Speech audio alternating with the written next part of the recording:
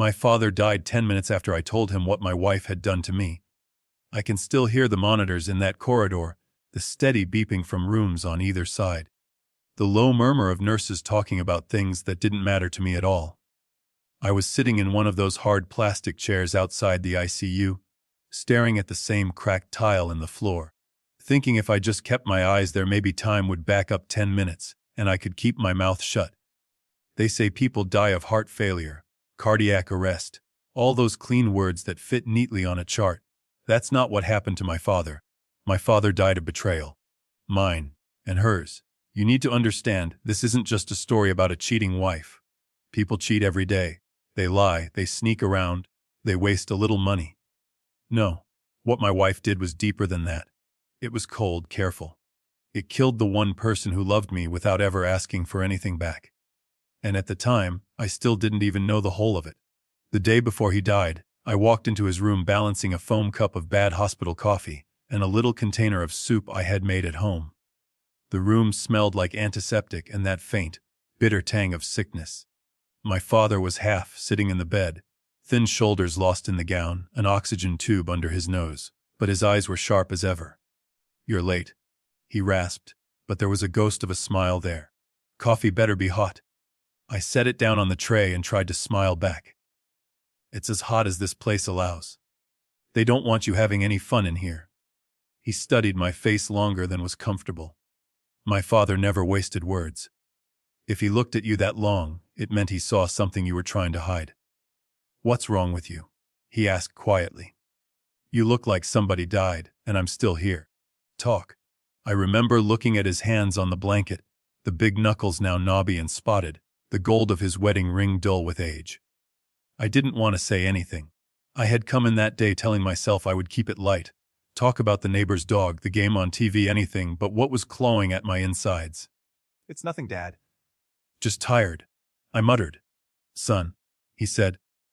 And his voice had that old steel in it, the kind that used to stop me in my tracks when I was 12. "Don't you dare treat me like some fragile old man.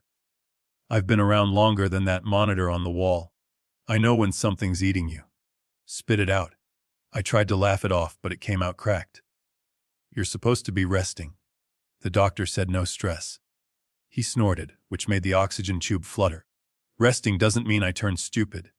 Now tell me, did you lose your job? Get in a fight. What?" I couldn't hold it in anymore. My eyes stung, and I hated that I was about to cry in front of him like a boy again.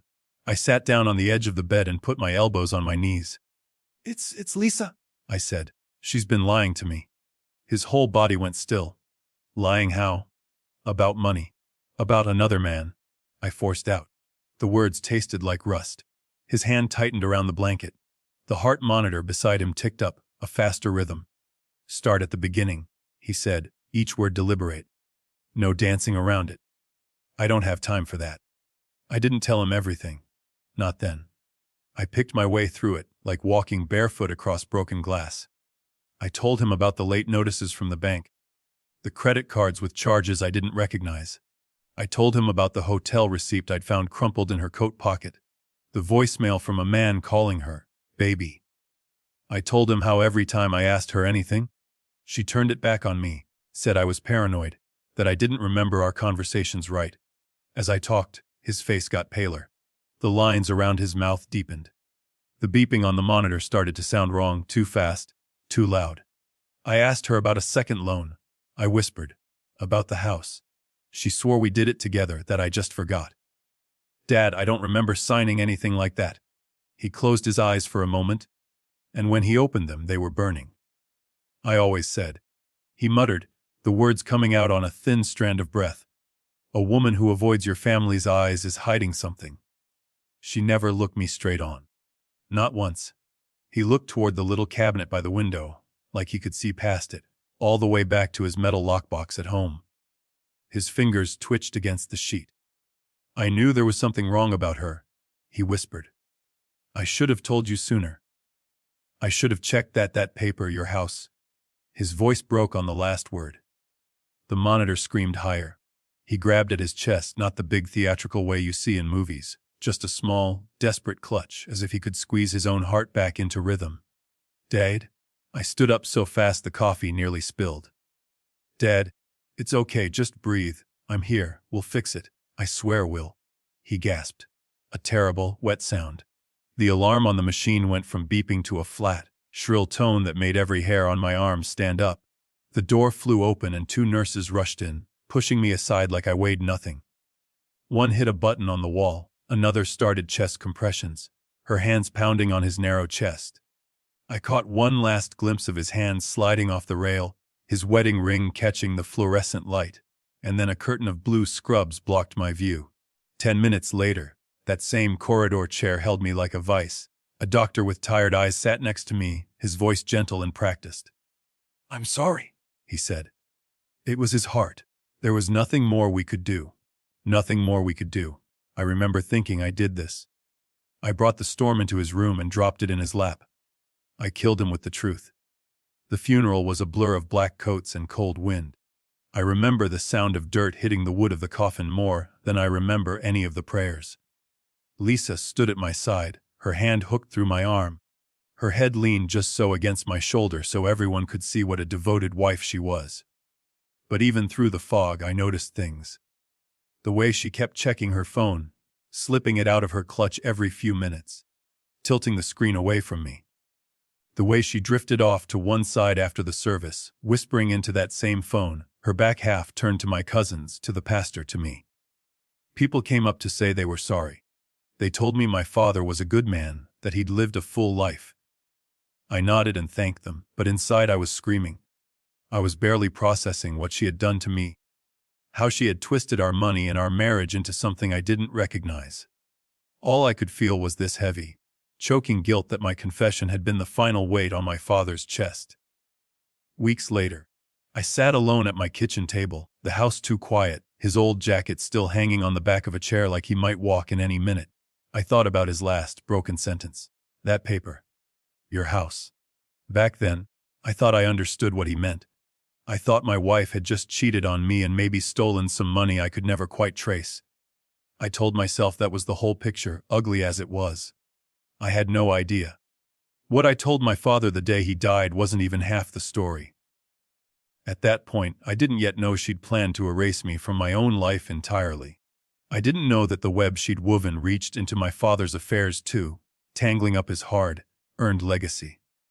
To understand how we got to that hospital room, to that monitor screaming above my father's bed, I have to take you back. Back to before my wife and I married. Back to what kind of man my father really was, and how carefully he tried to protect me from exactly the kind of person I ended up bringing into our lives. When I think back to where all this really started, it doesn't begin with my wife at all. It begins with my father, and that little house he fought half his life to keep over our heads. My mother left when I was 6. Depending on who in the family you ask, she either went to find herself or ran off with a trucker. I only remember her perfume, the sound of the door closing, and my father kneeling in front of me saying, "It's just you and me now, kiddo." "We'll manage." And somehow we did.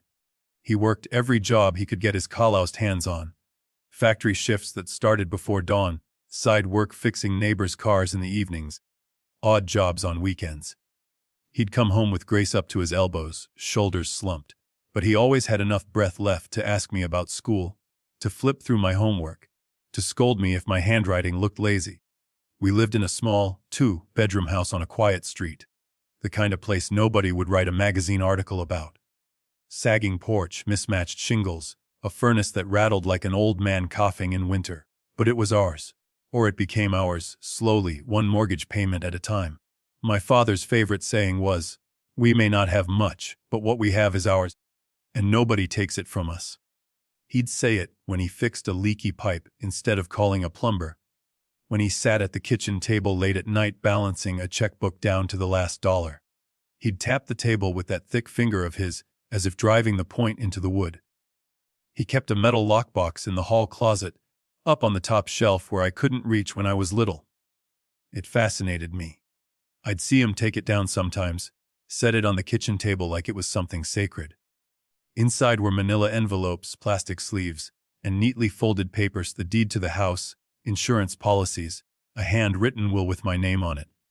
These papers in this box. He told me once when I was about 15, letting me actually look inside for the first time. They're your security. Somebody can steal your TV, your car, your wallet. But if you know what's in here and you protect it, you're never completely helpless. He had a way of making simple things sound like commandments.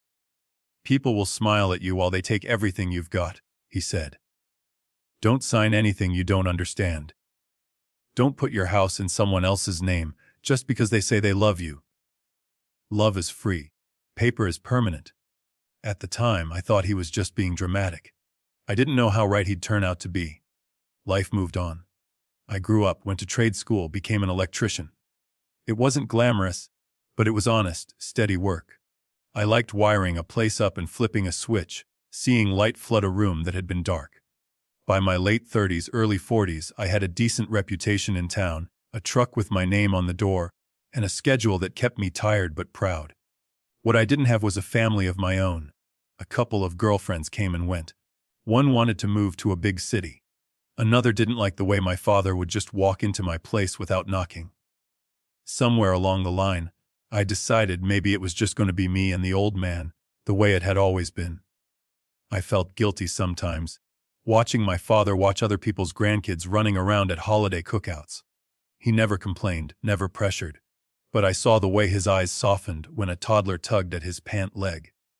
I'd tell him, "Sorry, Dad. Looks like I'm not giving you a basketball team of grandkids," and he'd wave it off. "You're enough trouble on your own." Then I met Lisa. It was at a mutual friend's barbecue. I almost didn't go. I'd worked a long week, my knees ached, and the idea of making small talk over burnt burgers didn't appeal. But my buddy insisted, said I needed to get out of my cave. So I went. She was standing near the cooler, laughing at something, her head thrown back, sunlight catching in her hair. A little younger than me, better dressed than most of us there, but not in a show-off way. Just polished. When our friend introduced us, she stuck out her hand and looked me straight in the eye. "So you're the famous electrician. I've heard your name more than once." I remember being surprised that someone like her would remember my name at all. On our first few dates, she asked about my work, and when I told her about crawling through attics in July heat, she said, "That sounds awful." But there was admiration in her voice. What really caught her attention, though, was when I talked about my father. How he raised me alone, about the house, about the Friday night dinners we still had together. She rested her chin on her hand and listened like it was the most romantic story she'd ever heard. "You and your dad are so close," she said once, reaching across the table to squeeze my fingers. "It's honestly beautiful. I never had that."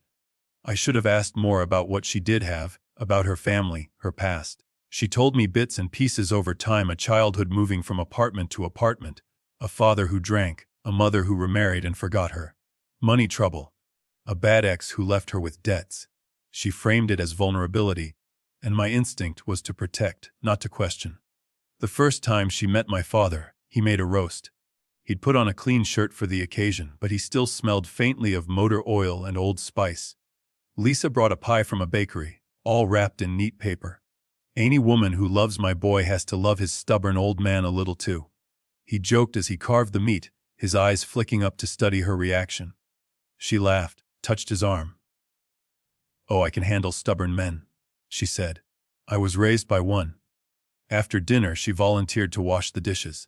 I stood beside her drying while my father watched the news in the living room. She asked questions over the running water. "How long has he lived here? Does he have anyone else? Brothers, sisters? Is the house in his name or yours?" At the time, I thought it was sweet that she cared about understanding our situation. Looking back, it feels more like she was taking inventory. There were little comments here and there that I brushed off. Once, when I told her I needed to swing by my father's place after work, she laughed and said, "Wow, you two are really attached at the hip. I'll have to fight to get any attention when we're married." "Ha!" She said it with a wink, like a joke, so I treated it like one. Another time, when we were lying in bed, she traced circles on my chest and said, "You ever think about our own place? Something a little more modern, separate from your dad. I mean, for when he's gone. I don't want you to be alone in that creaky old house." I tensed, and she added quickly, I just mean, we should make sure everything's set up right when when he's not around anymore. I don't ever want you to struggle. We got married in a small ceremony at the community hall. No big white dress, no band, just family, a handful of friends, some folding chairs, and a potluck line of casseroles. My father wore his only suit, the same one he'd used for weddings and funerals for 20 years, and when he hugged me, I felt his shoulders shake. Lisa moved into the house with me. At first, it felt like a fresh chapter. She suggested new curtains, a coat of paint for the living room, maybe one day knocking out a wall to open up the space. She also floated other ideas. She said one evening as we sat at the kitchen table, bills spread out between us, or if we refinanced the house or took a little equity out, we could finally travel. Just a small loan. Use the money to see somewhere warm before we're too old.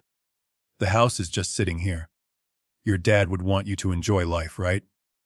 I remember looking around at the scuffed baseboards, the familiar dent on the fridge door where I'd once kicked a soccer ball indoors. This house is my dad's legacy, I told her. He worked his whole life to pay it off. I'm not gambling it away for a cruise. She pouted for a second, then smiled. Of course. I didn't mean gambling. Just thinking out loud. Later, when she was in the shower, my father called. How's married life? He asked. Good, I said. Different. Loud. There are a lot more throw pillows. He chuckled. After a pause, his voice turned serious. She seems nice enough. Just remember what I told you. Don't let anyone talk you into gambling this place away. Paper is permanent. At the time, I rolled my eyes where he couldn't see. I thought he was being overprotective, stuck in old ways. I loved my wife. She seemed devoted, kind, eager to share my life, including my Friday dinners with him. If I'd listened more carefully to the warnings tucked inside his jokes, to the way her eyes sharpened whenever money or the house came up, I might have noticed the first hairline cracks in our little world long before everything shattered. The cracks didn't start with screaming matches or slammed doors. They started with numbers that didn't add up. I'd always been careful with money. Not cheap, just deliberate. Years of watching my father stretch a paycheck taught me how fast things could slip if you stopped paying attention. For most of my life, I knew within $50 what was in my account. After Lisa moved in, that certainty began to wobble. It was small at first. I opened the credit card bill one month and saw a few charges I didn't recognize. An online boutique I'd never heard of. A salon halfway across town. A restaurant downtown that I knew wasn't cheap. Hey, I called from the kitchen, bill in hand. Did you go to a place called Luma Bistro last Thursday? 2 entrees and a bottle of wine. She poked her head around the corner, towel in her hair. Oh, that work thing. The girls dragged me out to celebrate hitting our targets. I told you, remember. She walked over, kissed my cheek, smelled like shampoo and something floral. Don't worry, I'll pay it back when my bonus comes through. It just ended up on the card I had handy. It sounded reasonable enough. I didn't want to be the kind of husband who interrogated his wife over every little purchase. So I nodded, folded the bill, and told myself I was overthinking it. But the next month there were more. A spa. A clothing store. Another restaurant, this time on a night she'd said she was working late and grabbed a quick sandwich at her desk. I'd frown, ask in what I thought was a casual tone, and she'd always have an answer ready. Client lunch. They reimburse me, it just takes a while. My friend's birthday, remember? I told you, you even said have fun. Relax, I'm not bankrupting us over a manicure. She'd follow the explanations with a joke, a touch. Something to smooth the air. Every time I opened my mouth to push a little harder, I saw the way her shoulders tensed, just for a second, then dropped again as she smiled. I didn't want to be that suspicious old man my father warned me about. I wanted to be a trusting husband. Then the overdraft alert started. The first text from the bank pinged my phone while I was up in an attic running cable. Account below minimum balance. It said. I remember staring at the screen, sweating under the insulation, thinking it had to be a glitch. I got paid the week before. Bills had gone out, sure, but there should have been a cushion. That night I sat at the table with the laptop open, trying to log in to our online banking, something Lisa had set up because paper statements are so outdated. The password I thought I remembered didn't work. Neither did the second or third. When I asked her, she laughed. "Here, let me," she said, sliding into the chair next to me. Her fingers flew over the keys. "You always mess up the password. That's why I handle this stuff. Remember, you work so hard, you shouldn't have to worry about numbers on a screen." I watched as she pulled up the accounts, scrolled quickly. Too quickly for me to really process the figures before she clicked away to another tab. "See," she said. "Everything's fine. Just a timing thing with one of the automatic payments. I'll move some money over from savings. Don't stress about it." She kissed my temple and shut the laptop. "You're sweet when you worry, but it's all under control." Under control. Those words became a kind of lullaby she sang every time my stomach knotted. Around the same time, other things shifted too. She started working later, those crazy project deadlines that kept her at the office past 9. Girls' nights cropped up more often. She'd get dressed up, nicer than I remembered her ever dressing for me, spray perfume at her throat, and say, "Don't wait up, okay? We might go dancing." Her phone, which used to sit face up on the coffee table, now lived in her pocket or upside down. Messages popped up, and she'd swipe them away with a flick of her thumb, her eyes sliding to me, gauging my reaction. If I asked, "Who's that?" she'd sigh. "Work. It's always work," she'd say. Or, "Just the girls. You don't know them." The edge in her voice made it clear further questions would be unwelcome. Our bed, once a place of easy laughter and shared warmth, grew colder. Some nights she'd curl up against me like before, other nights she'd claim exhaustion, roll away, fall asleep with the pale glow of her screen lighting her face long after I closed my eyes. My father saw more than I did. Or maybe he just trusted his instincts more. One Sunday, we were all at his place for dinner. He'd made his famous pot roast, the one that had kept half the neighborhood coming over when I was a kid. We sat at that old table, plates heavy with food, the TV murmuring in the other room. He wiped his mouth with a paper napkin and shook his head at a commercial showing a shiny car and a smiling couple. "Young folks these days," he said, more to himself than to us, always living above their means. "Debt is a chain you put on your own ankles."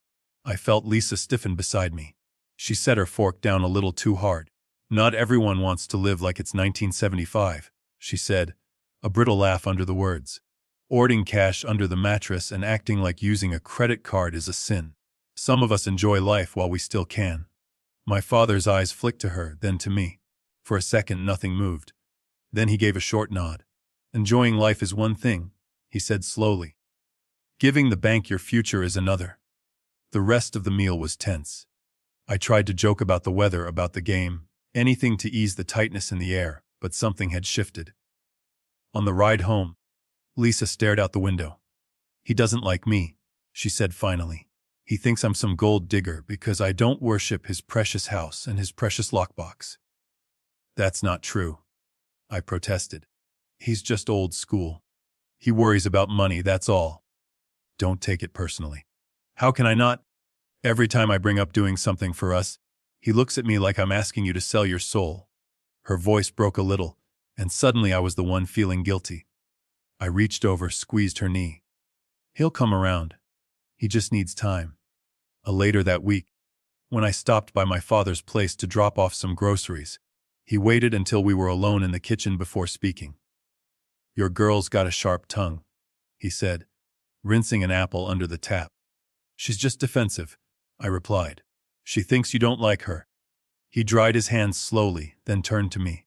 "This morning, when I picked up your mail off the porch, you know how the wind blows it around sometimes, I saw a letter from the bank. Big logo on the envelope. Something about refinancing. You two taking out a loan I don't know about." I felt heat rise in my neck. "We've talked about maybe doing some things with the house," I said, trying to sound casual. "Nothing's decided. And that letter was probably just some offer. They send those all the time." He studied me for a long moment. "You don't have to choose between her and me," he said quietly. "But you do need to choose between being blind and being careful." I bristled. "You're being unfair. She's just trying to help. She's better with computers, with online stuff." "Times are different, Dad." He sighed, the sound of an old man suddenly tired. "Times change," he said. People don't, not that much. I left more irritated than worried, telling myself he was stuck in his ways. Love makes you defensive like that. You start seeing concern as criticism. A few weeks later, Lisa came home with a folder tucked under her arm and a bright smile on her face. "Good news," she said, kissing me on the cheek as I sat in my usual spot on the couch, watching the evening news. "The bank finally fixed that clerical error with our joint account. I just need you to sign a couple of forms so they stop sending those dumb notices." She sat beside me, opened the folder across my knees. There were several documents, all printed in that dense, small font that might as well be a foreign language when you're tired after a 10-hour day. "What error?" I asked, scanning the first page without really reading it. "Oh, some mismatch with your old address and the house and the insurance." She pointed at dotted lines with her manicured nail. "It's just standard stuff, sweetheart. Sign here, here, and here. The bank is so picky." I hesitated for a second.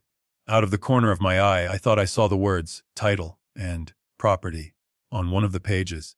But the anchor on the TV was talking about a storm coming through the state, and my brain was already half on the next day's work, wondering if I'd be climbing ladders in the rain. "You sure?" I asked, pen hovering. She laughed softly. "You think I'd let you sign something bad? Come on. You know I hate all this paperwork. I just want it done." So I signed. Once, twice, 3 times. I didn't read more than the first line of any of it. When I was done, she gathered the pages quickly, slid them back into the folder, and laid her head on my shoulder. "You're saving us so much headache by handling this, baby," she murmured. She was unusually affectionate that night, clinging to me in bed like she hadn't in weeks. Now, when I replay that evening in my mind, I see the folder, the fine print, the way she almost snatched one page away when I squinted at it too long. Back then, I told myself it was nothing. That she was just more modern with money than I was, more comfortable with online accounts and electronic forms. That my father's worries were about a world that no longer existed. I framed it all as a generational clashed old man scared of change, younger woman trying to build a life. Deep down, though, something itched. A little voice whispered that things weren't quite lining up. I shoved that voice into a dark corner, telling myself love means trust, and trust means not second, guessing every move your partner makes. One night, not long after the paperwork, I woke up to the faint glow of light in the hallway. Lisa wasn't beside me. I padded softly to the bathroom door and saw the crack of brightness under it, heard the faint rhythm of her voice. "No, he doesn't suspect anything," she was whispering. Then silence, as if she'd heard the floor creak. The door opened a few seconds later. She blinked at me, phone in hand. "Oh," she said too brightly, "you scared me. I was just answering an email from work. Go back to sleep, okay?" I told myself it was work. That lie was the first one I told myself. It wouldn't be the last. If the first signs were numbers on a page, the next ones were printed in black ink on a crumpled slip of paper. It was late autumn. I remember because Lisa's blue coat was still damp from the drizzle when she hung it on the back of a chair. She went straight to the bedroom, saying she needed a shower after that awful conference out of town. While she was in the bathroom, I reached to move her coat and something fell from the pocket. It was a receipt folded in half. I picked it up without thinking, intending to put it back, but my eyes caught the header, the Marlowe Hotel. Date that same day. Location downtown, not 2 hours away like she'd told me, but 20 minutes from our house. 2 entrees, a dessert, a bottle of wine that cost more than I'd spend on a week's groceries. My heart did a strange little skip. I turned it over, hoping for some note that would make it harmless. There was a scribbled, "Thank you, L," and a smiley face in an unfamiliar hand. When she came out, towel around her hair, I was still holding it. "What's this?" I asked, my voice too calm. She froze for a half second, then smiled. "Oh, that client dinner. The conference got cut short, so we had to entertain one of the partners in town. I told you I might have to do that, remember?"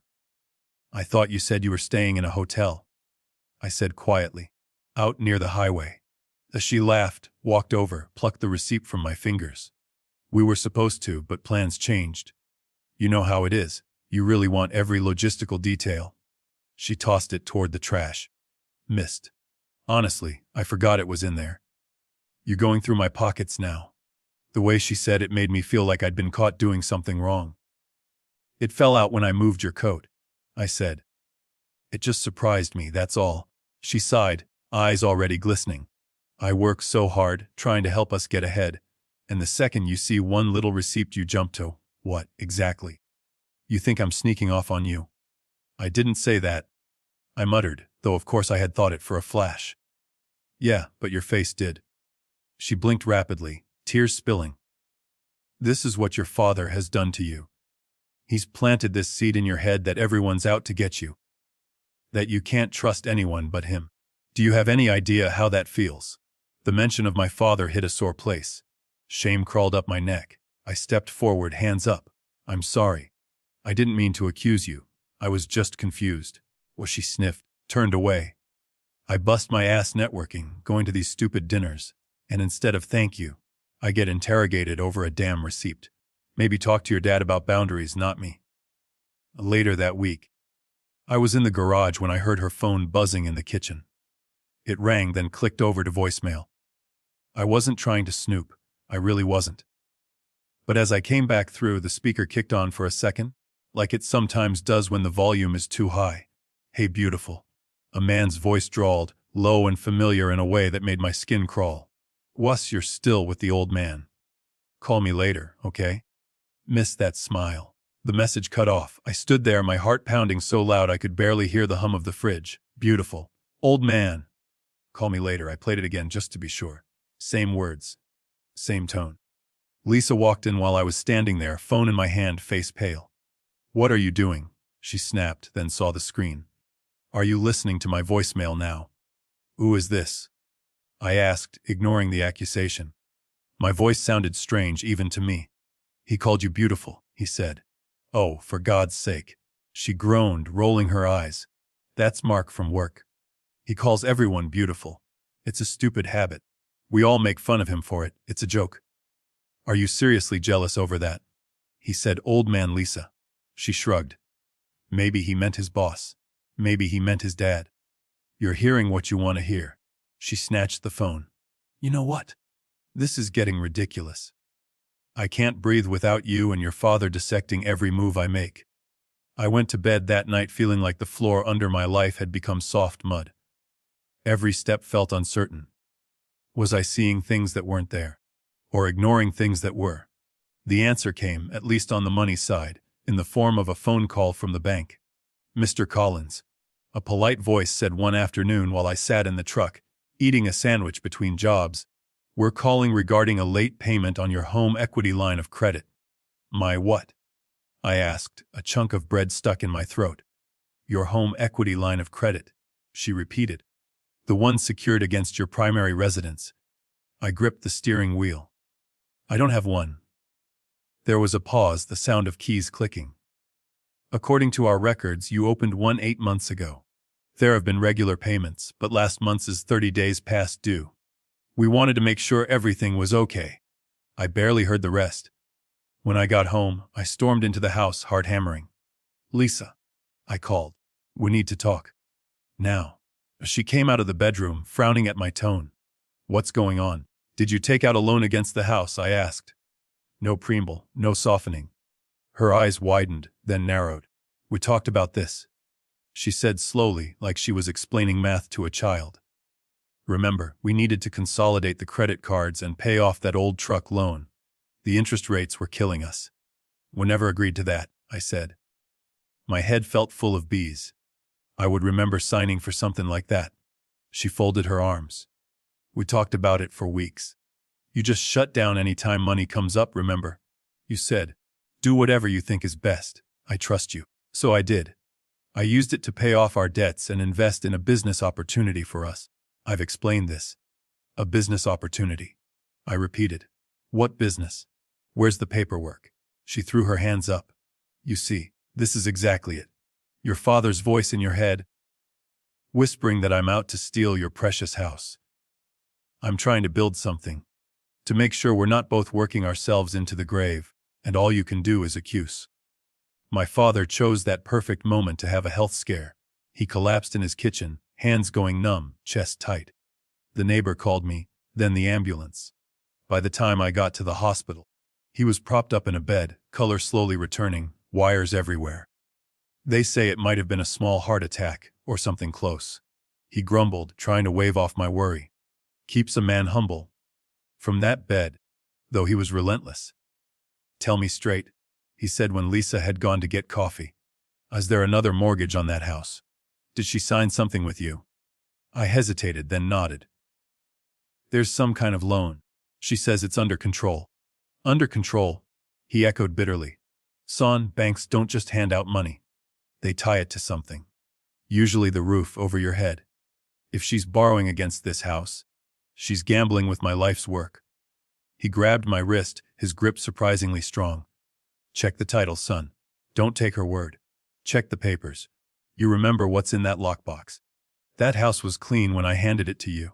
I pulled my hand back, shame and anger fighting in my chest. You're sick, Dad. You should be resting, not worrying about deeds and titles. Lisa is my wife. She's not the enemy. He sagged against the pillows, frustration etched into every line on his face. I hope to God you're right, he said quietly. I really do. At home. Lisa started drawing lines I didn't fully see until later. Your dad stresses you out, she said one evening, handing me a beer. Every time you come back from seeing him, you're tense. Maybe just until he's better? You should limit visits. Focus on your own health. You're not a kid anymore either, you know. She offered to help with some of his paperwork too. Hospital forms, insurance stuff. Older people get overwhelmed, she said sweetly. Let me go through his mail.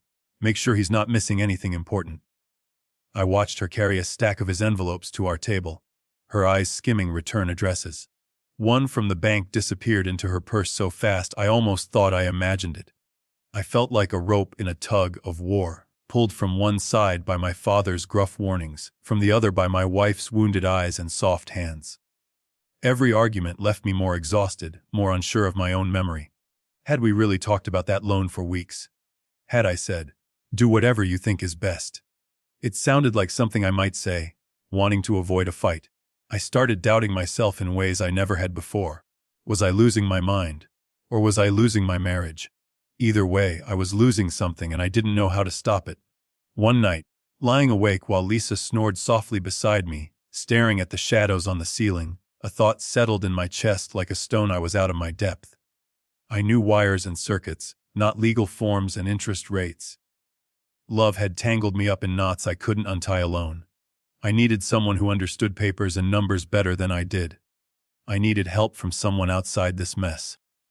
The morning after that sleepless night, I drove past the job site and kept going. My hands turned the wheel on their own, steering me not toward work, but toward a squat brick building on Main Street with a brass plaque by the door, Harris & Co. Attorney Weiss 80 Ado. I hadn't been there in years, not since my father made me sit through an uncomfortable meeting about his will when I was in my 20s.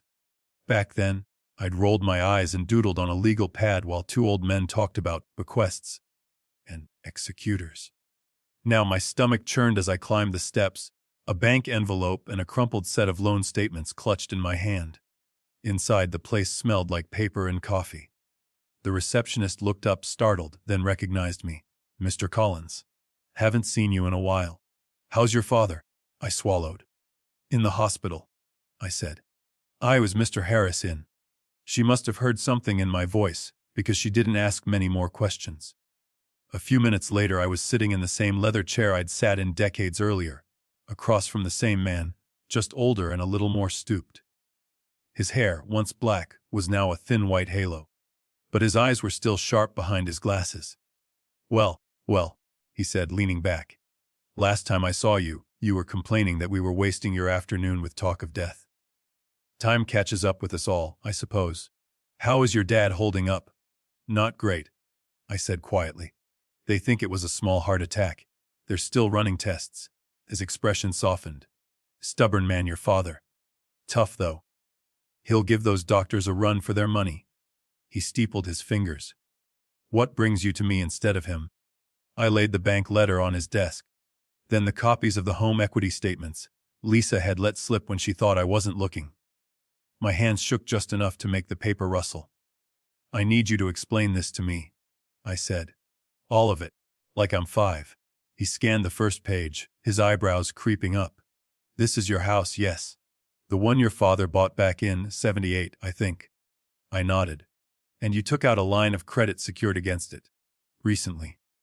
I don't remember agreeing to this, I said. My wife says we talked about it, that I gave her the go-ahead. I remember signing some paperwork for the bank, but I thought it was, I don't know, a clerical thing. I don't even know what I own anymore. He read in silence for a while, flipping pages, occasionally grunting. Then he reached into a filing cabinet behind him and pulled out a thin, worn folder with my father's name on the tab. Your dad was religious about bringing me copies of anything major, he said. Title changes, insurance updates, that sort of thing. Let's see. He laid 2 documents side by side, an old, yellowing deed and a crisp, newer copy. His finger tapped at the names. Originally, the title was solely in your father's name, he said. A number of years ago. After the mortgage was paid off, we updated it to put the property jointly in your name and his. That's what he wanted. To make transfer simpler when the time came. He slid the older document aside. This newer one, he said, was filed about a year ago. It shows the title now held jointly by you and your wife. My mouth went dry. What about my father? I asked. Where's his name? Removed, Harris said calmly. Of his own will, in theory. He would have had to sign off before this was recorded, but he never said a word to me about. Harris shook his head. This wasn't done through me, that's for sure. And I can tell you, knowing your father as I do, that he would not have voluntarily taken himself off that deed lightly. It's possible there's another document somewhere, but as far as the county is concerned, this. He tapped the newer page. Is the current reality. I stared at the neat, printed line OWNRS, Gemis Call Lins A Endless Call Lins. It felt like reading my own name on a stranger's tombstone. So what does that mean exactly? I forced out. It means, Harris said, choosing his words with care, that the house was used as collateral for this line of credit. It also means that in the eyes of the law, your wife is a joint owner. If anything happens to you, absent other documents, she doesn't just get half. She could potentially get it all. The room tilted slightly. I thought, when Dad dies, the house just comes to me. That's what his will said. You told me that? He gave me a long look, then opened the folder again, pulling out a copy of my father's original will. Your father's will leaves his interest in the property and his savings to you. That's still true. But if his name is no longer on the title, he might not have an interest to leave. Not in the way he intended. I felt sick. You're telling me why I signed him off his own house. For her. I'm telling you, Harris said gently, that someone arranged things so your wife is now very well positioned if you pass away, and that your father's position has been quietly eroded. He shuffled through another stack of papers, frowning. There's something else. There's an updated will on file for you that I did not prepare. For me. I said. I never. He held up a hand. It appears to name your wife as the primary beneficiary of all your assets, including the house. There's a witness signature, another attorney's stamp. The signatures look like yours on first glance. I thought of that night on the couch, the folder spread across my knees, my pen scratching my name under Lisa's watchful eyes while the news hummed in the background. I didn't know that's what I was signing, I whispered.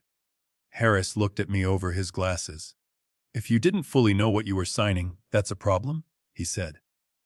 This isn't just messy, it's strategic. Somebody knew exactly what they were doing.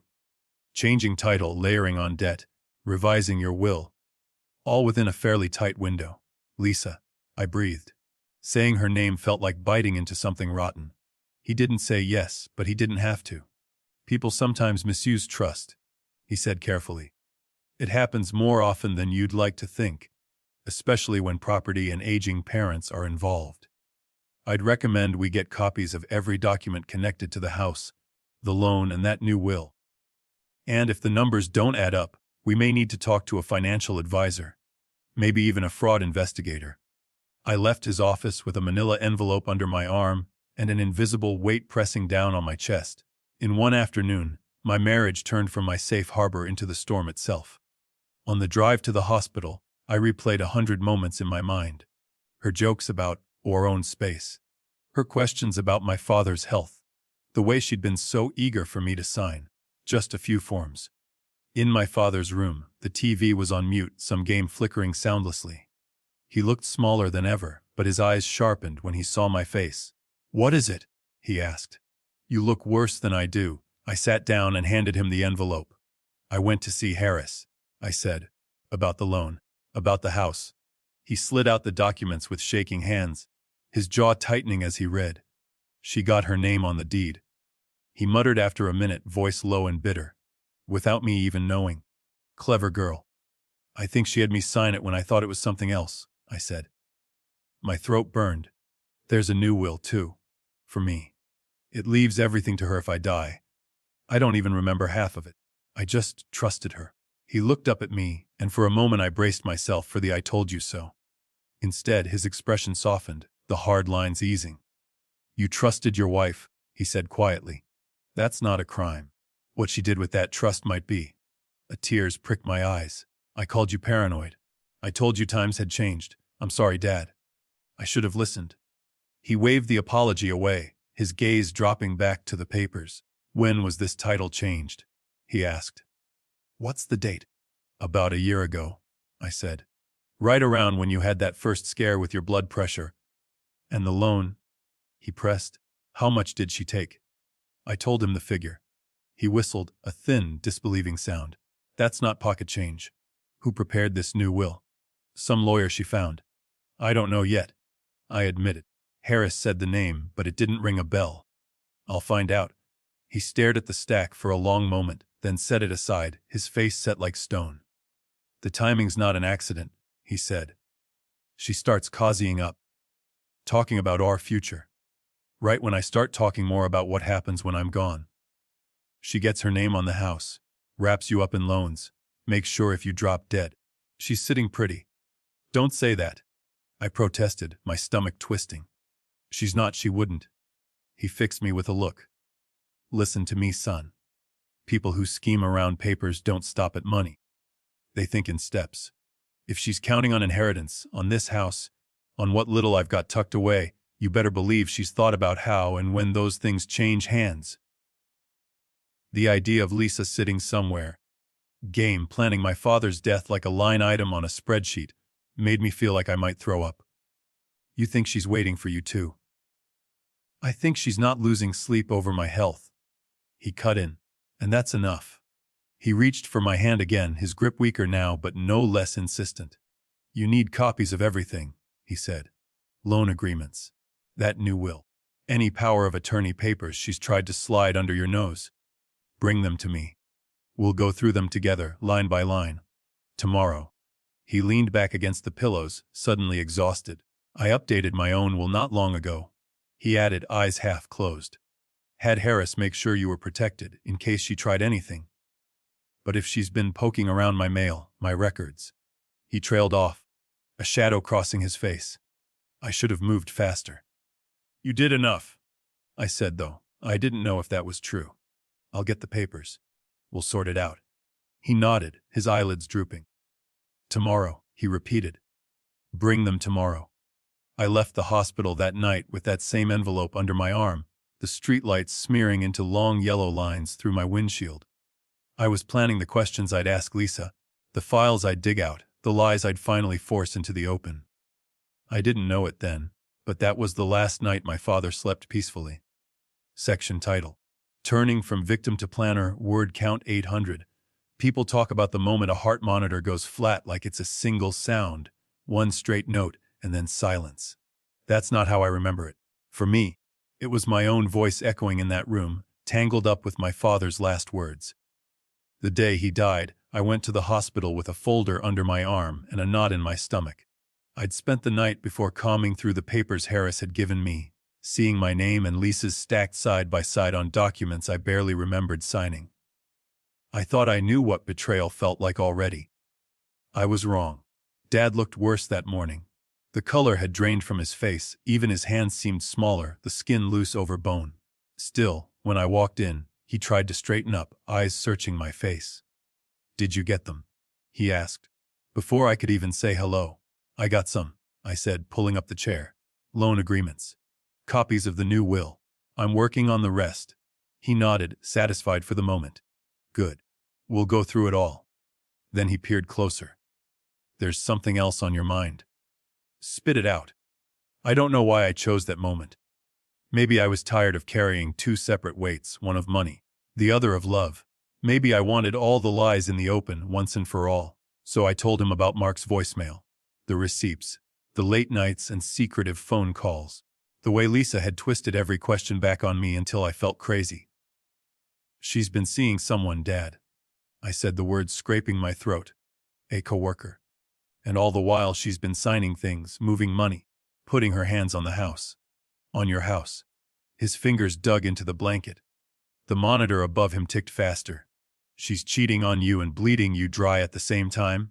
He said hoarsely. Jesus. I should have listened to you, I whispered. About the loans, about her. I called you paranoid. You were right. He inhaled sharply, a wheeze catching in his chest. It's not about me being right, he managed. It's about you not letting her finish what she started. His hand jerked up, catching my wrist. Don't let her. Take the house. The words dragged out of him like they were the last heavy thing he could lift. Halfway through house, his grip loosened. His eyes widened, then rolled slightly. The monitor's beeping spiked, then stretched into that horrible, flat tone. Nurses rushed in, shouting orders, pushing me back. I stumbled into the hallway, the folder slipping from my hands and exploding papers across the linoleum. 10 minutes later, a doctor told me my father's heart had given out. Like it was a candle someone had just forgotten to shield from a draft. For a while after, time came in broken pieces. There was the paperwork, the calls to cousins, the choosing of a casket I couldn't focus on. Then there was the funeral, gray sky, cold wind, wet grass sucking at my shoes. Lisa by my side, her arm looped through mine, eyes red and shining for the crowd. She cried hard in front of people, clutching my sleeve, burying her face in my shoulder. He was like a father to me. She sobbed loud enough for my aunt to hear. I can't believe he's gone. But when we were alone, the mask slipped. Back at the house, while I sat at the kitchen table staring at a mug of untouched coffee, she came in with a stack of envelopes. We need to start thinking about practical things, she said briskly, eyes dry. Funeral costs, the hospital bills. Did he have life insurance? What happens with the house now that he's gone? Are there probate issues we need to worry about? The word house made something inside me flinch. He just died, I said, my voice dull. Can this wait? She sighed impatiently. I know you're grieving, but the world doesn't stop. If we don't handle this right, we could get buried in paperwork. I'm just trying to protect us. Us. The word tasted wrong. I said nothing. A few days later, after the relatives went home and the casseroles ran out, I went to my father's house alone. The place felt hollow without him, like a coat someone had slipped out of. Dust motes hung in the air. His reading glasses sat folded on the end table where he'd left them, as if he might walk back in and pick up his crossword. I wandered from room to room, not really looking for anything, just trying to feel him. In the hall closet, on the top shelf, the metal lockbox sat where it always had, a silent witness to 30 years of his worries. I pulled it down, set it on the table, and opened it with the little key he'd once let me hold like it was a sacred relic. Inside were the familiar stacks of papers, old deeds, insurance policies, along with some things I hadn't seen before. His original will lay on top, my name penned in his careful, blocky handwriting as sole heir to the house and what little savings he had. Under it, folded sheets of notebook paper filled with notes in his hand.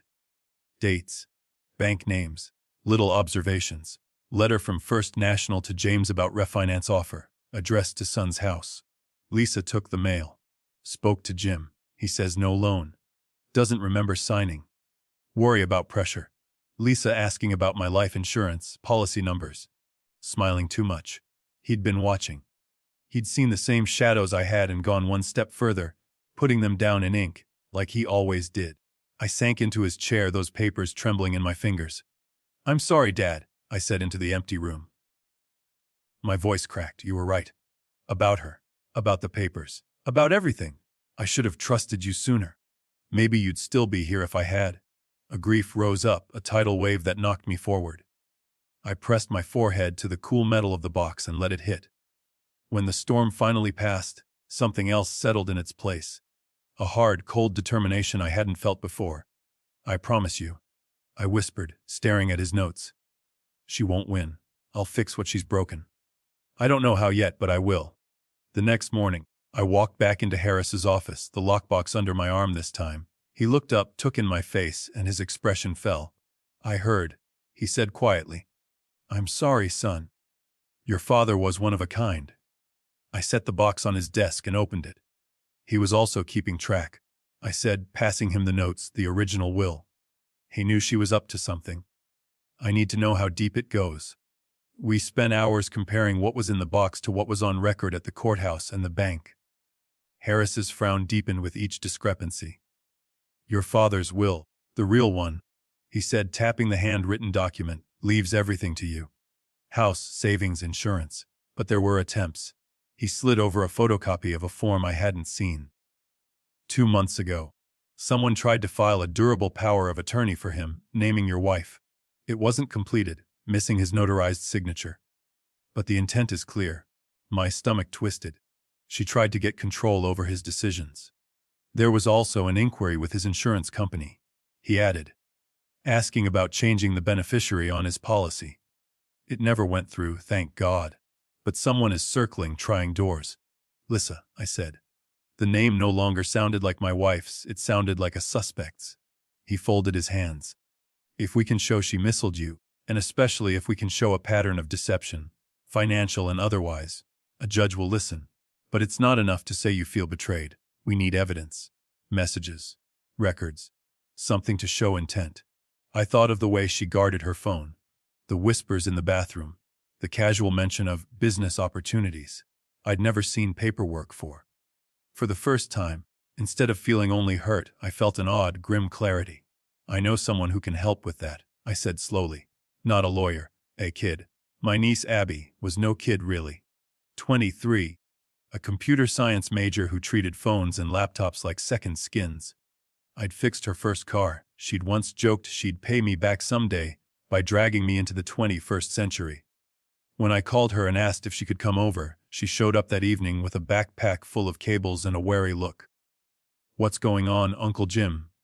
she asked, dropping onto my couch. "You sounded weird."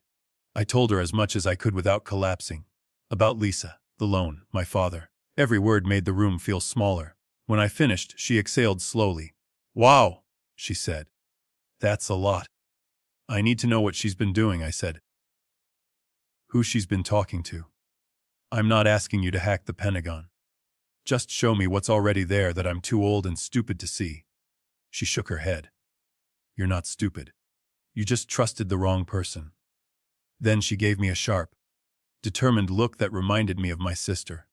"You'd be amazed what people leave in the cloud when they think old folks don't understand technology."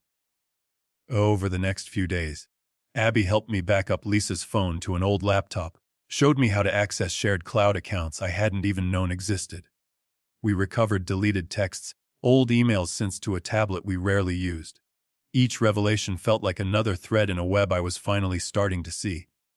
We also set up a small camera in the living room, nestled between cookbooks on a shelf, and a tiny voice recorder taped under the fruit bowl on the kitchen table. Nothing cinematic. Just quiet little ears waiting. "We can't wiretap everything," Abby warned. "There are laws. But if she's talking in your house, on your devices, that's a different story. Just don't tell her you're recording, obviously." Harris, for his part, started drafting motions and contingency plans. "We'll challenge the title change, the will, the loan, once we have enough," he said. "For now, you need to act as if you know nothing. Let her feel safe. People get careless when they think they've already won." So I did something that felt unnatural. I shrank. At home, I walked slower, spoke softer. I stopped asking about her late nights. When she mentioned bills or accounts, I nodded meekly, said, "You handle it, honey. I'm no good with that stuff."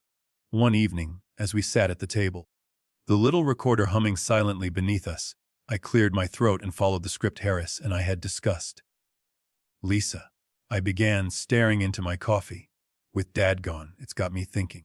I should probably update my own will. Make sure you're secure, if something happens to me. Her reaction was immediate, like a match to dry tinder. Her eyes sparkled. She reached across the table to squeeze my hand. "Oh, sweetheart," she breathed. "That's so responsible of you. I've been worried you'd put it off forever. He left you with so much to handle. We should sit down with a lawyer, make sure everything's set up right. I know someone at work who knows a good estate attorney."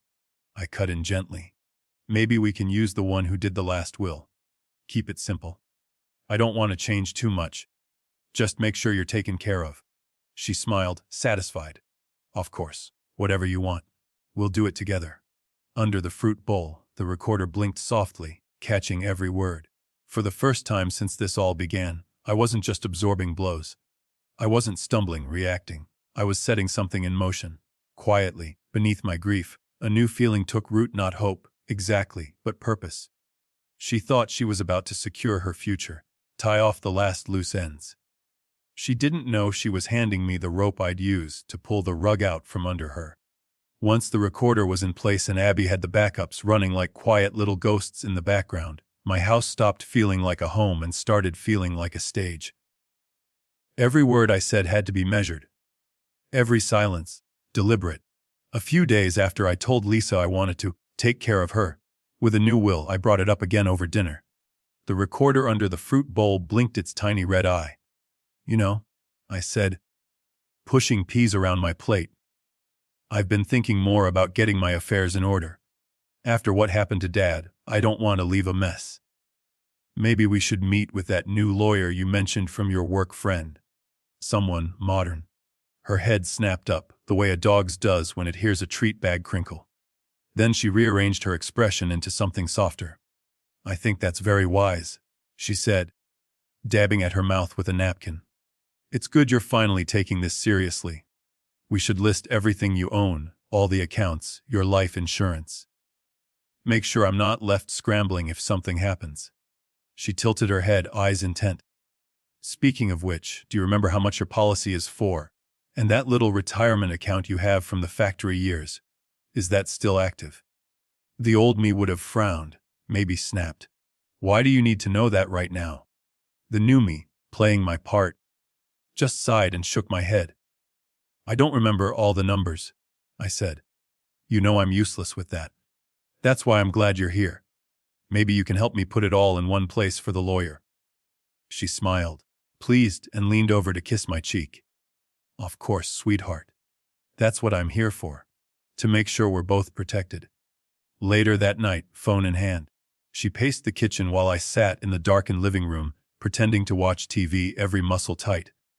Abby had set up a way for calls made on our home Wi-Fi to be mirrored to an old tablet in the bedroom. When Lisa went to bed, I crept in and hit play. Mark's voice oozed out of the speakers like oil. "So how's the project going?" He chuckled. "Our favorite electrician's still in the dark." Lisa laughed, a sound I hadn't heard directed at me in months. "You have no idea," she said. "He's finally coming around to doing the smart thing. Wants to get his affairs in order. Can you believe it?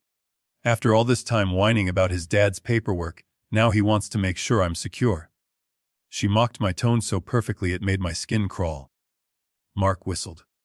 "So we just need him to sign one more time, right? Then we're set." "Pretty much," she replied.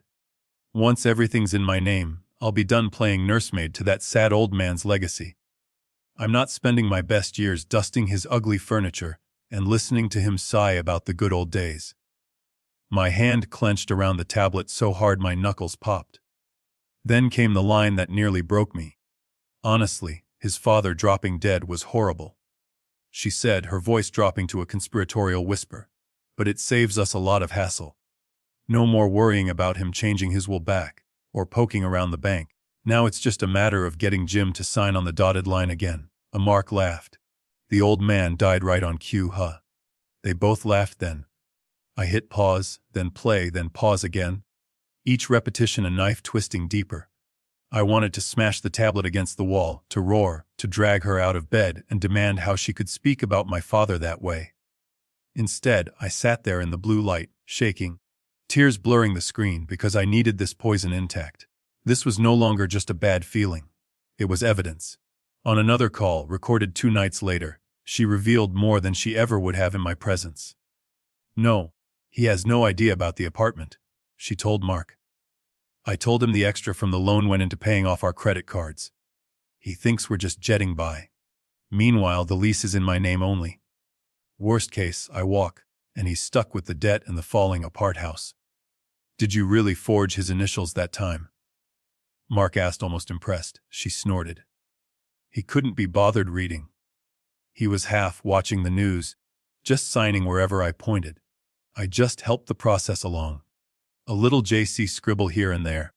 By the time he realizes, if he ever does, it'll be too late. Every word she said about me cut deeper, but every cut also sharpened my resolve. I wasn't crazy. I wasn't forgetful. I'd been played. Abby dug deeper into the digital trail. One evening she sat at my kitchen table, laptop open, her brow furrowed. "You need to see this," she said quietly. It was an email thread between Lisa and Mark, going back almost a year. Subject lines like timeline and next steps that had nothing to do with any official project. They spoke in a code that wasn't very sophisticated, assuming, I suppose, that no one else would ever read it. "Once the old man's health goes and the title's clean, we can push Jay to either sell or borrow more." One email from Mark read, "Either way, we liquidate, split, and disappear." Another from Lisa is too proud to retire, will probably work himself into an early grave.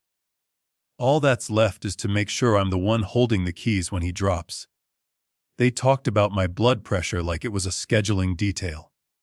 About my father's medications, as if they were line items on a balance sheet. It wasn't just greed, it was contempt, through and through. When I took the recordings and printed emails to Harris, he listened and read in stony silence. When Lisa's laughter filled his office, his jaw tightened. People hang themselves with their own words more often than with any lawyer's argument, he said finally, shutting off the playback. This is not just a marital dispute. This is fraud, intentional misrepresentation, and a conspiracy to strip you and your father of your assets. He laid out the path like a general plotting a campaign. We petition the court to invalidate the title changes and the new will on the grounds of undue influence and fraud. We notify the bank that the loan was obtained under false pretenses, and we keep these. He tapped the recorder and the stack of emails, locked down and ready. But before we go full scale, he added, we need one clean, contained moment where they reveal themselves in front of witnesses. A place where we can't be accused of selectively editing or manipulating anything. A trap, I said. A meeting, he corrected. A family meeting. We'll call it a review of your father's estate. We'll invite your wife, naturally. And we'll invite, what did you say his name was? Mark. As her business partner, the man who's been advising you both on financial matters. People like that love an audience. The idea of sitting across a table from both of them made my stomach lurch. But the thought of not confronting them, of letting them slink away into the shadows, was worse. We'll have another attorney present, Harris went on, and a court reporter, or at least a good quality recording setup, with everyone's consent. We'll go over your father's original will, then the recent changes. We'll ask them simple questions, give them room to lie.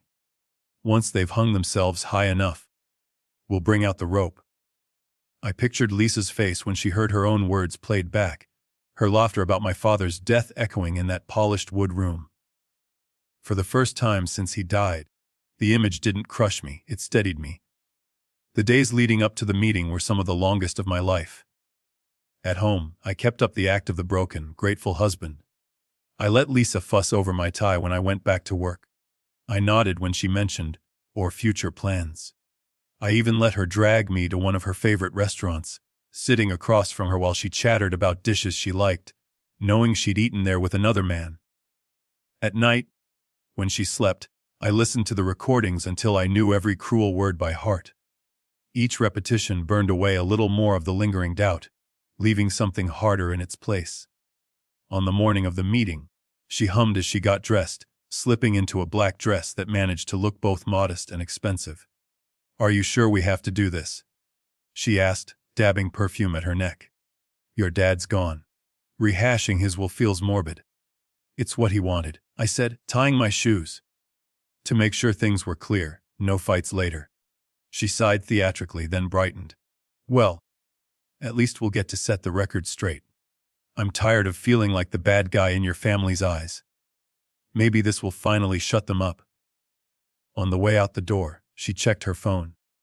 Mark's meeting us there, she said casually. Since he's been helping us understand the loan and all, I figured having him there might be useful. I just nodded, feeling the faintest flicker of grim amusement. She thought she was bringing in reinforcements. She had no idea she was walking him into the same net. As we pulled into the parking lot at Harris's office, my heart pounded so hard I could feel it in my throat. My hands wanted to shake, but I forced them still as I turned off the engine. You okay? Lisa asked, reaching over to squeeze my arm. You look pale.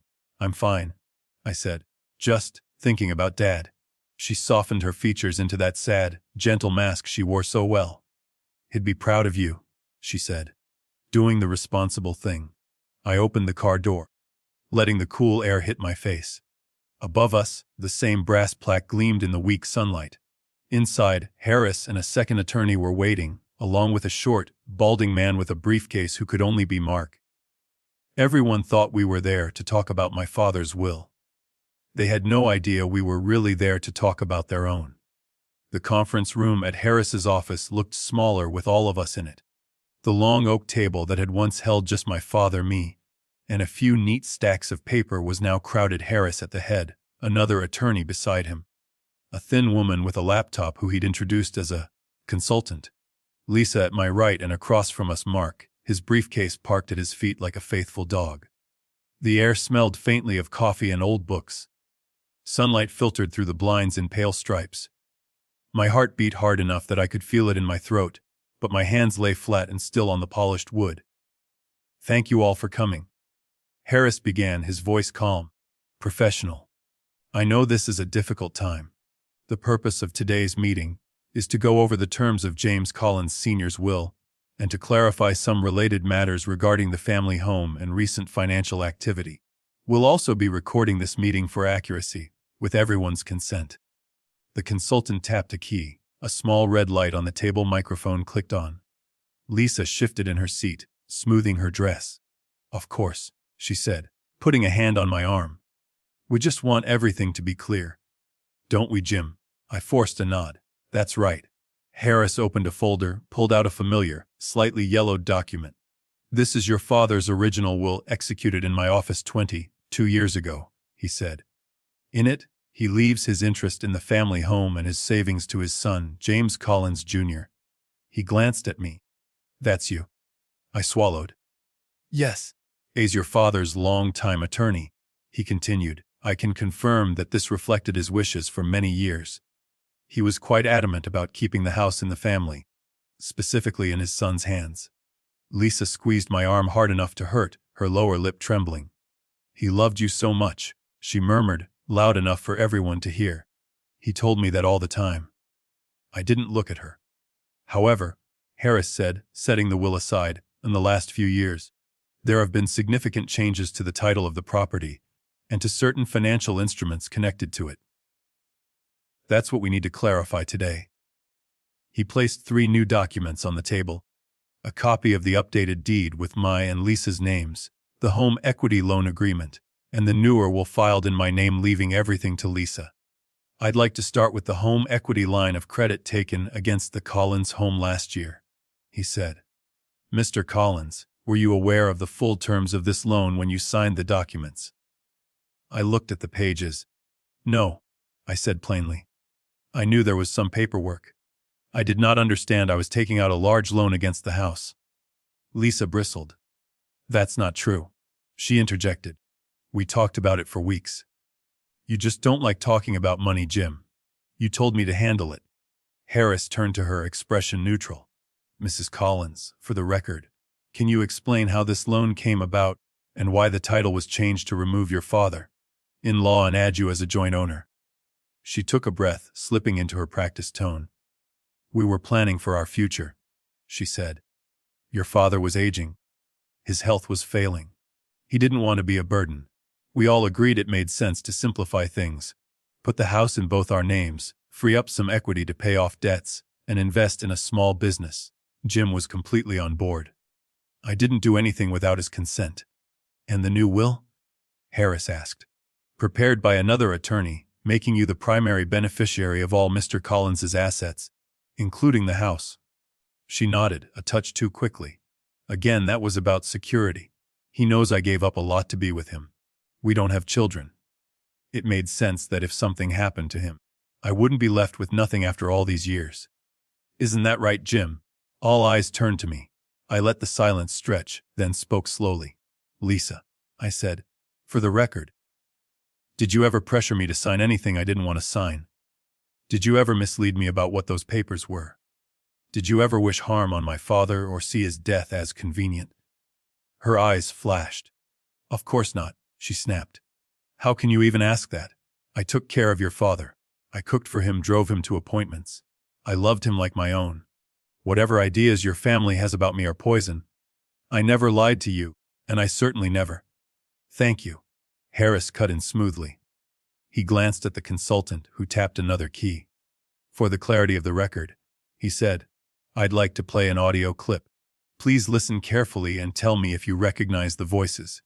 From the small speaker in the center of the table, her laughter spilled out, bright and unmistakable. You have no idea.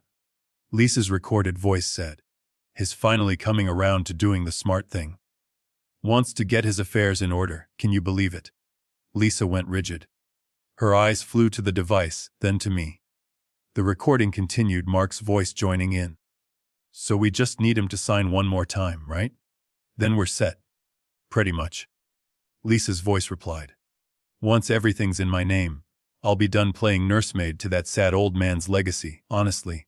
His father dropping dead was horrible, but it saves us a lot of hassle.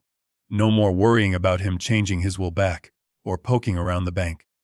Now it's just a matter of getting Jim to sign on the dotted line again. The room went very, very quiet.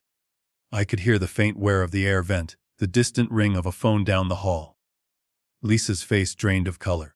Harris let the silence sit heavy for a moment. Then, in that same mild tone, he asked, Is this your voice, Mrs. Collins? She shot to her feet, knocking her chair back. You set me up, she hissed, glaring at me. Then at Harris.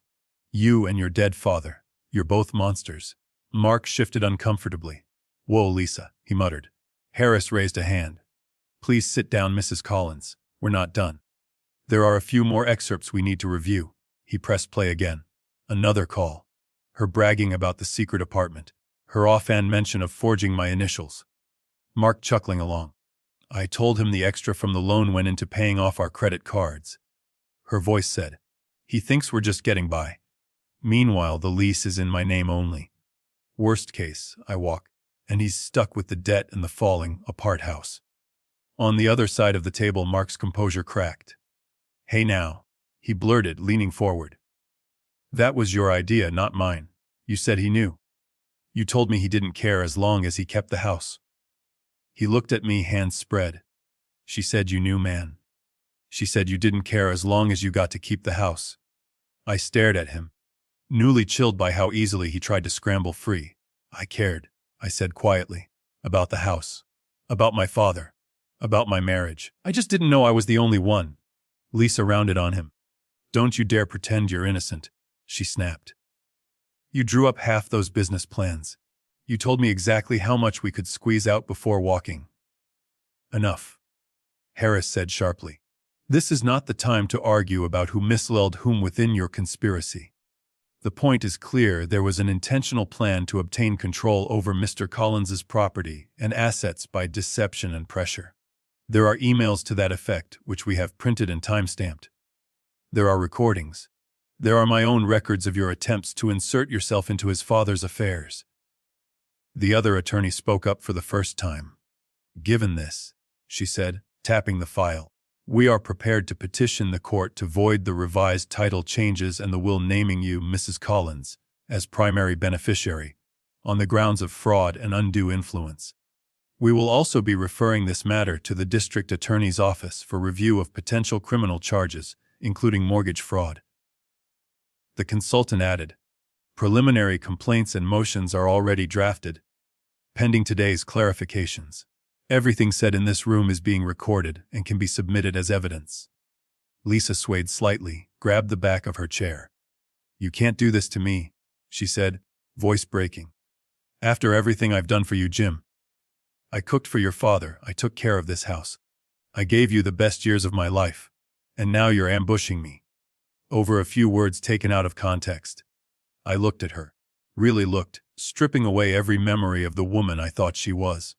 My father died, I said slowly, my voice shaking but loud enough to fill the room, with your lies ringing in his ears.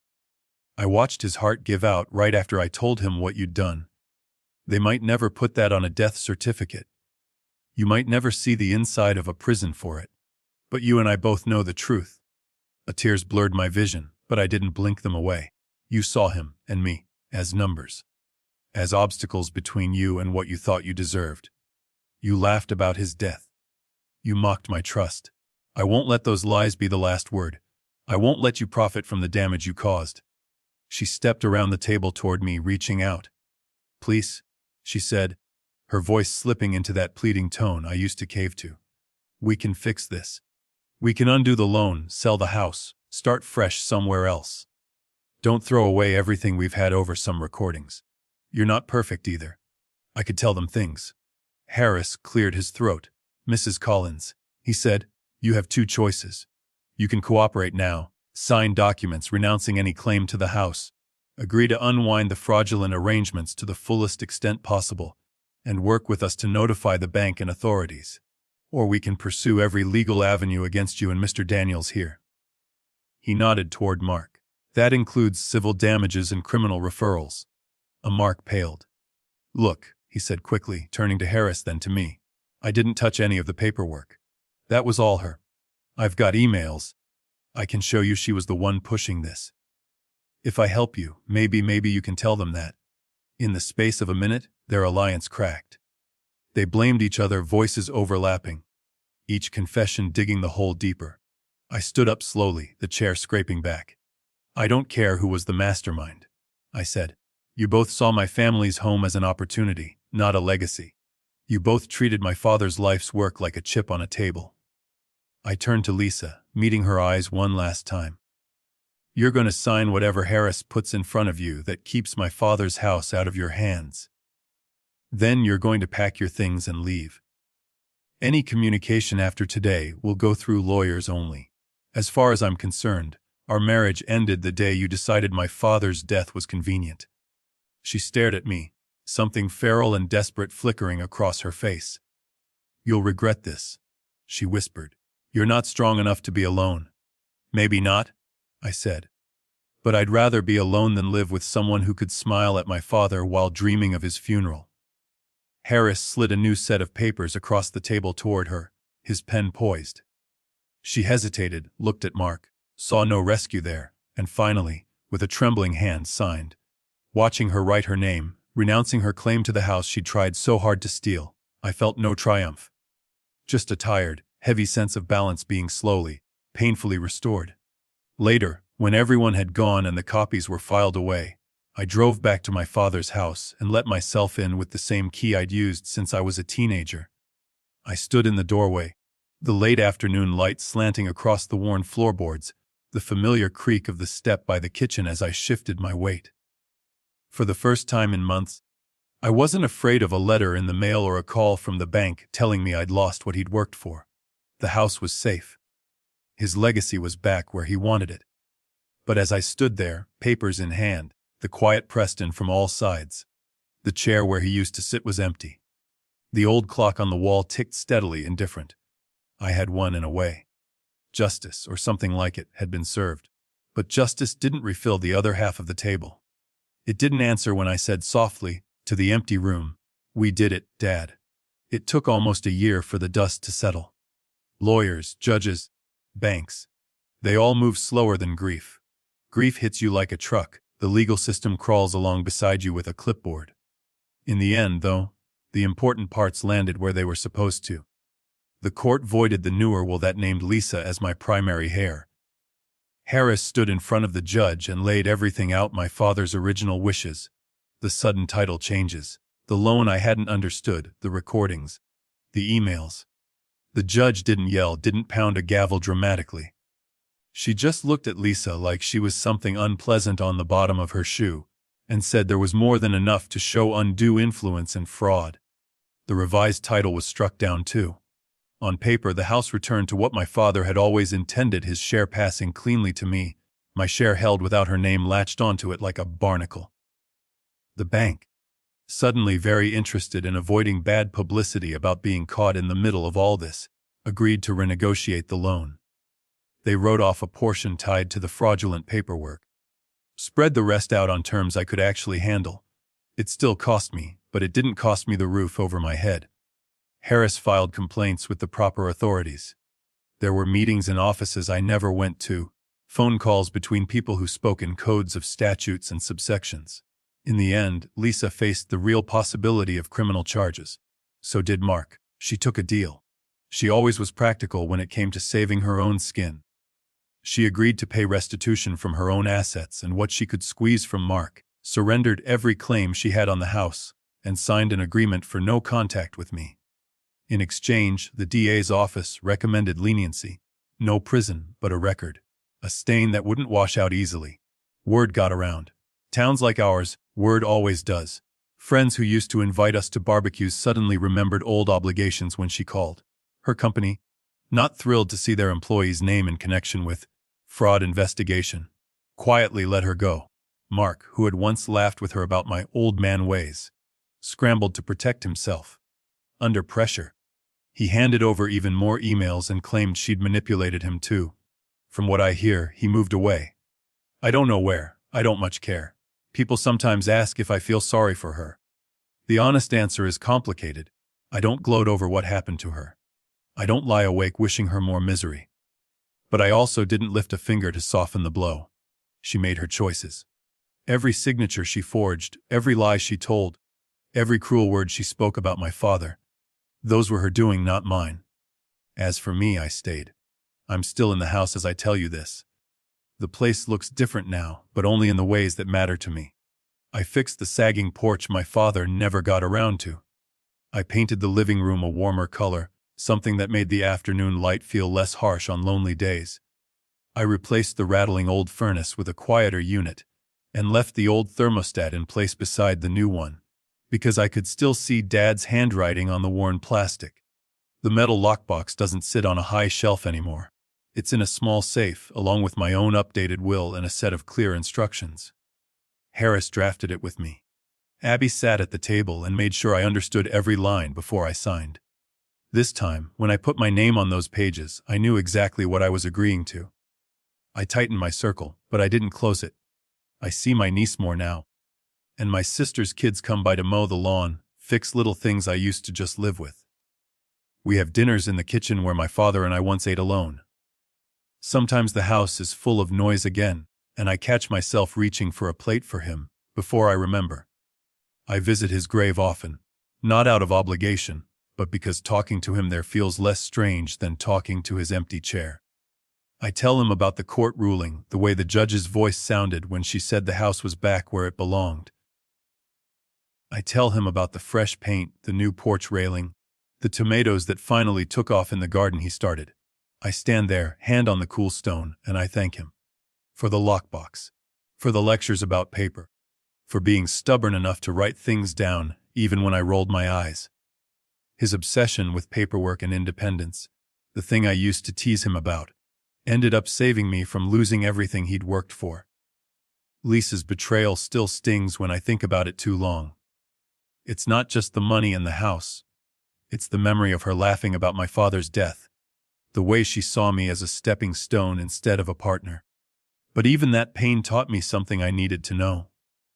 I learned that people who rush to control your money, who want access to your passwords, your mail, your deeds, before they've really earned your trust, are waving red flags you shouldn't ignore. I learned that anyone who tries to cut you off from the people who love you, telling you your family is toxic or old-fashioned, just because they ask questions, is rarely doing it for your benefit. Most of all, I learned that loyalty has to be mutual. You don't owe endless chances to someone who treats you like a paycheck. My father, who had very little in the bank, gave more to me than Lisa ever did with all her big plans. He gave me time, support, and a roof he broke his back to keep. She gave me debt wrapped in affection. If there's one thing I took from all this, it's that trust has to walk hand in hand with wisdom. Love doesn't mean signing everything that's put in front of you with your eyes closed. And being old, or not understanding every piece of paper, doesn't mean you deserve to be taken advantage of. My father taught me to protect what you build, not just for yourself, but for the people who truly love you, not the ones who only love what you own. If you were in my place, would you have pressed charges against your own spouse, even if it meant ruining their life? Or would you have just walked away and tried to forget? And tell me this, have you ever felt that someone in your family treated you, or an older relative, differently because of money or inheritance? How did you handle it? Did you speak up, or did you stay quiet to keep the peace? Thank you for staying with me through this story. I hope hearing it helps someone out there spot the signs earlier than I did, or gives them the courage to stand up for themselves or for an elder who can't fight as hard anymore. If this story resonated with you, share it with someone who might need to hear it. Let me know in the comments where you're listening from, and whether you believe blood alone makes someone family. And if you want to hear more real stories about family, trust, and justice, don't forget to like, comment, and subscribe. Every night, before I go to bed, I lock the front door and glance up at the old photo of my father on the wall. The hallway lamp catches on the glass, and for a second it almost looks like he's smiling. This house still stands. So does what my father taught me. That she couldn't steal.